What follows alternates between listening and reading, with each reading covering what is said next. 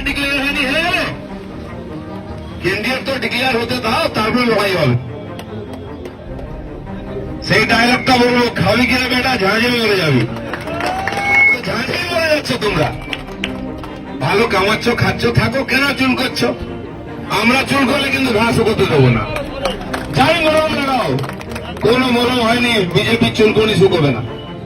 আজকে এখানে এসে আমরা সভা করতে, তোমরা যদি মনে করো চেপটা চেঁচেমেচি করে, মাইক দিয়ে, মিছিল করে, বাইক চালিয়ে ডিস্টার্ব করবে, আমরা ওষুধ জানি।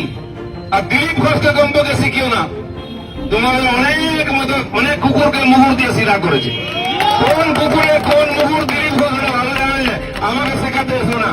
আর খালি মেদিনীপুর নয়, আমি ওই মেদিনীপুরের মাটির জল খেয়েছি। আমার মা ওকে দুধ খাইয়েছে, আমার মা আমাকে ঘোল খাওয়ায়নি। আর খাঁটি মোষের আর গরুর দুধ খেয়েছি আমি। তোমরা তো বোতলের দুধ খাও, বুঝবে কি? আর দিলীপ ঘোষ মেদিনীপুরে যেটা বলে, কুচবিহারে ওই কথা বলে, দাঁড়িয়ে চৌরাস্তার উপরে, কারো আঁচলের তলে দাঁড়িয়ে কথা বলে না। কোন চামচা, কোন নেতা, কোন অভিনেতার ধার ধারে না। সেটা গণতান্ত্রিক দেশ, গণতান্ত্রিক রাজনীতি করতে এসেছি, মানুষ আমাকে জিতিয়েছে এখানে, সেই অধিকার নিয়ে বলছি। রাজনৈতিক লড়াইটা রাজনীতি ভাবে করো, নাহলে সন্দেশখালী যেখানে সেখানে হতে পারে। সন্দেশখালীর জায়গায় অনেক কিছু, নন্দীগ্রামও হতে পারে। তার জন্য প্রস্তুত থাকো।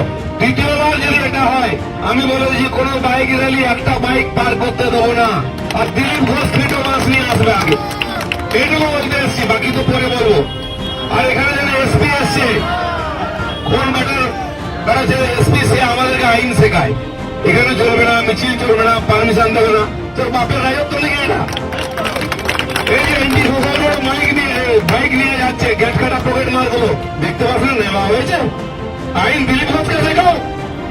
তোমার মতো অনেক লোক আমার পায়ের তলে দিয়ে গেছে, এসপি হয়েছ তুমি।